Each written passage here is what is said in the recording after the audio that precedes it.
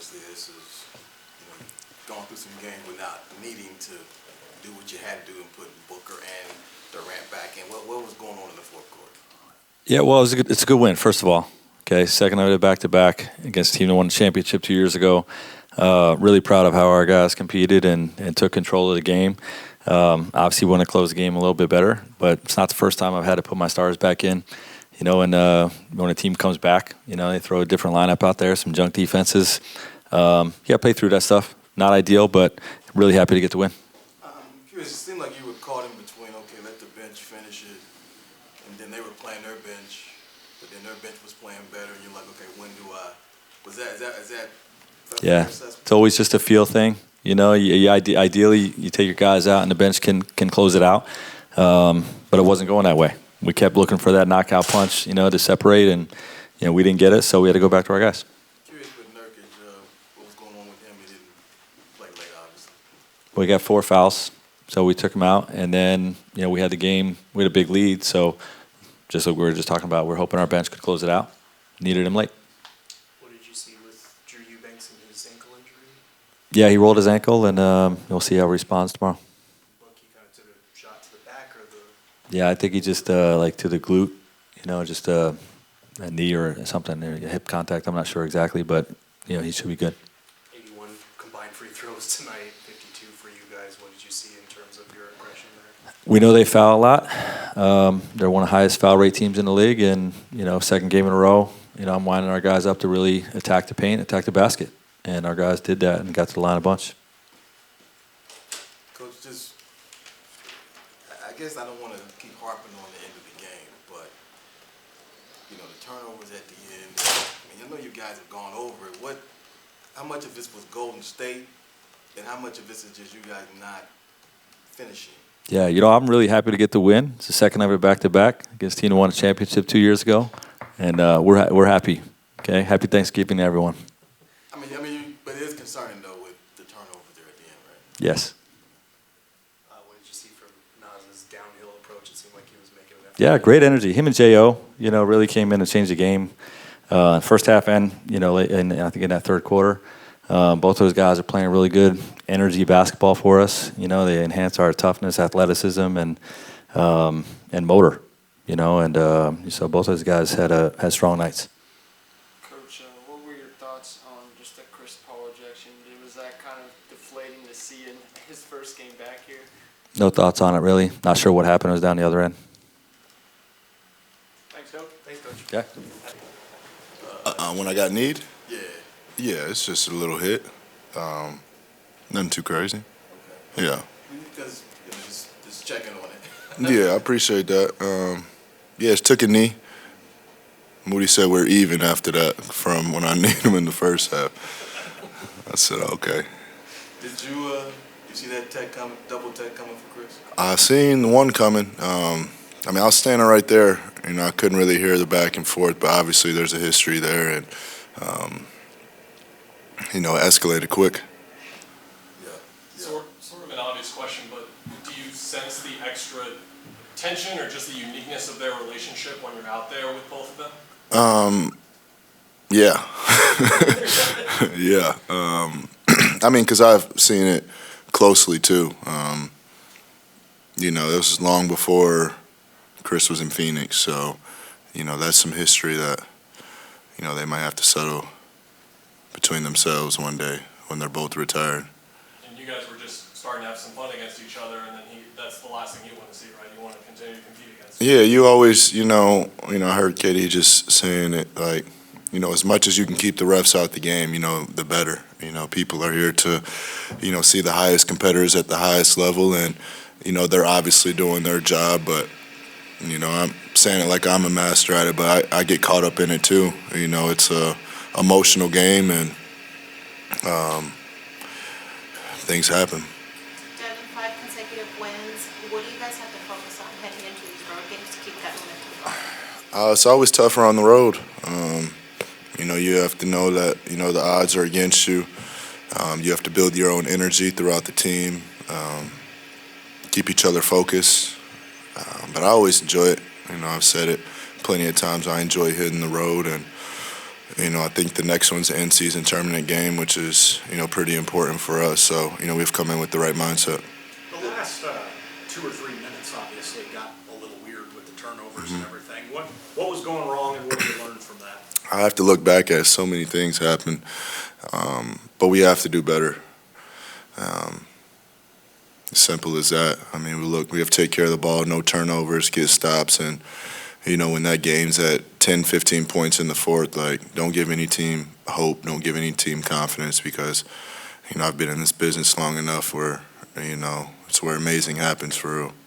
Has it been an adjustment for you, kind of, I mean, I know you're used to playing like full first quarter, rest, full third quarter, rest, now it's like halfway. Yeah. You're back in 3 minutes later. What has that been like? It's new. I mean, it started with the minute restriction. I don't know if we're going to continue to do it the whole season. I'd say the part that I do like about it is ending quarters and starting quarters, which is important to the game. But, for the 9 years I've been in now, it's always been, I could find my rhythm in that first 12 minutes and then, come in at the end of the second and, keep it going. But, whatever it takes for this team to win, and I'm in the position where, I'm facilitating, make sure, our shooters are getting touches, making sure KD gets clean looks, and not seeing doubles the whole game. So, there's a responsibility there that I have to, I'm still figuring out. When you're watching the game and you're up 18, you're like, okay, you can kick back, the second up back-to-back. Mm-hmm. Then when you start heading to the quarter, you're like, what the hell is going on here? What's going through your mind when you have to go back in the game?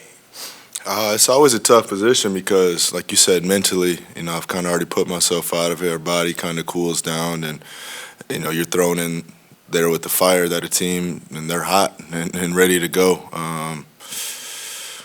But, it just, shit happens, and you have to just figure it out. And we did a poor job of that tonight, but, thankfully it came in a win.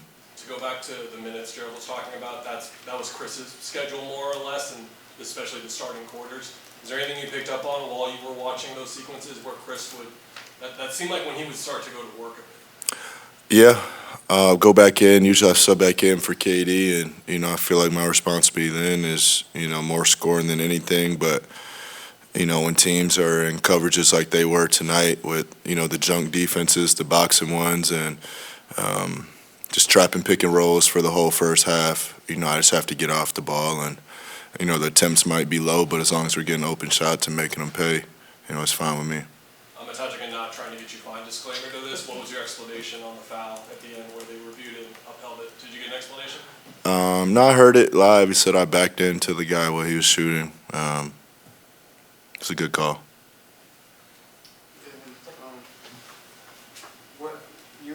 Obviously it was about you and Chris in this game, but you and Dario also went at it there for a little stretch in the second half. You said it was about us? I mean, just like just two former teammates. Yeah. And now it turned into you and Dario there in the second half. How fun is that for you when you're facing your former teammates? Oh, I always enjoy it. I mean, I've been around his game for a long time, and he's been around mine. So you try to take away, what they like to do. And I had a couple post-ups where I was guarding Dario, and I was trying to be as physical as possible. But, that's a big body. I've played one-on-one with him in practice actually before, and it was tough on me. So I'm glad to see him back healthy. I see he's moving really well, shooting the ball at a high clip. So, Dario's somebody that I have a lot of respect for. Devin, there was a time that it would take maybe 3 games to get 52 free throws. Yeah. For you guys, what's happening with that? Just trying to be aggressive. I think there's a lot of space out there with Nurk's ability to play make it. Moves those 5 men away from the rim where we can get angles. Great screens. I mean, I think 5 of mine were technical fouls today, and 4 of them were at the end of the game when they were fouling to get the ball back. So, but last game too, just trying to stay aggressive, work those angles on those bigs when our big set's a good screen. Kevin, clearly your frustration level reached a point there at the end. Just take me through how that ended and being in that situation where probably shouldn't even been in this. Yeah, I mean, stuff like that happens, you know. Team play hard. They play desperate late in the game, trying to get back into it. They was running the press, running the zone, boxing one, triangle two, just trying anything to get back into the game, so you got to respect it. But most of that stuff is on me. You can't throw that turnover the book, can't throw the ball against the stanchion. I just got to be smarter. You know, Grayson was talking about it. They said they ran a defense you guys hadn't seen. I'm curious, had you seen it all year, or was it just, had you seen that defense at the end? I think it was triangle and two or something like that. No, I mean, that's like high school, college. Last time you didn't, like, maybe in high school to run a triangle and two, but it's I mean, once you get pros to buy in, it's pretty effective. And, you know, you've seen it tonight. I'm sure more teams are going to, it's a copycat league, so I'm sure more teams are going to try to implement the triangle two, boxing one. It's not traditional NBA basketball, but it's basketball, you know, it's stuff that we know growing up, we playing that type of defense. So we don't usually work on sets out of those type of defenses, but I'm sure Coach, he's so detailed that he's going to definitely have a segment on us offensively just in case we see that again. On the flip side, that's 5 in a row. So, I mean, when you put that, couple that with the thought of the way the game ended, how much is that like, okay, we still won the game, but losing maybe those type of games earlier? No, I feel like we played a great game. We made them have to go deep into their bag and try to figure out something different, do some stuff they don't usually do as well on the offense. I mean, the defensive side of the ball. I mean, they made subs to their bench trying to get a spark. That's a championship organization, so they're going to fight to the end, and we respect that. But most of the game, I thought we were in control. Did you see the tech coming for Chris? I didn't see it coming, but after I looked up and they was talking for a little bit longer, I kind of felt like it wasn't a warm exchange. I knew after I seen a couple extra minutes of them talking, I knew it was something different. I didn't get to hear what was going on, but it was just a crazy sequence. I was like, 3 or 4 texts. Chris get thrown out the game. You know that history that him and Scott has, so you know, it was definitely a weird ending to the half, but I'm glad we got points out of it. How was it being back on the floor with Chris? I know you guys weren't here long with him, but Yeah, I mean, I played against Chris more than I played with him, so it was pretty normal to me. you guys got to the free throw line 52 times, 81 for the game. What was working for you guys, aggression-wise? Yeah, this team, we know they're super aggressive. They lead. I think they might lead the league in fouls. You know, so we wanted to continue to put our foot on the gas like we've been doing and get downhill. And a lot of that stuff, they were reaching, trying to get steals, trying to gamble, and was able to. And they got their hands on us a little bit and was able to put us in the bonus. And so I think we just fed off of them being over-aggressive and used it against them and was able to get to the free throw line. With Nas, when he has that downhill mentality, it feels like it's like trying to stop a freight train. What have you seen from him when he gets out like that? Yeah, I just see the confidence in him growing. I see somebody who's understanding his role every single time he steps out on that floor. 4 for 9. I mean, 9 shots up, man. That's 26 minutes. Like he's aggressive, man. When you get 9 shots in your minutes, you feel like you're in the game. So I love that. I love that for all my teammates when they're aggressive. That only makes it easier for everybody. So I'm happy for Nas, and I know that he wants to continue this streak of good play. Kevin, you've been in the league a long time. I know there's probably a handful of referees that you don't like or you don't get along with or something like that. How do you deal with that? I like every ref, man. Don't put that on me. I respect their job, first off. I know how tough it is. I know that it's a high-intensity game for us players, and a lot of times they could call techs and they tell us to calm down a bit, so I respect that. But it's just, I try to stay out their way, to be honest. I just try to not involve them in the game, not try to search for fouls, not trying to trick them at all. I just try to play my game, and when I focus on being the best that I could be, I usually don't get into it with refs. So they're there to do a job, and I'm there to do a job too, so I can't let them distract me from what I'm doing. Right before Chris's string of turnover, his ejection, there was that string of turnovers you forced for Golden State. What did you see working for you guys defensively in that stretch? Yeah, they play fast. They turn the ball over a lot as well, and because they play so fast and you know, they move the ball so fast. So sometimes you can get your hands on the basketball and clog up the paint and throw their rhythm off a bit. And I think tonight we did. We matched them in turnovers, but we you know, turn a team over like this and then getting out in the transition is good for us.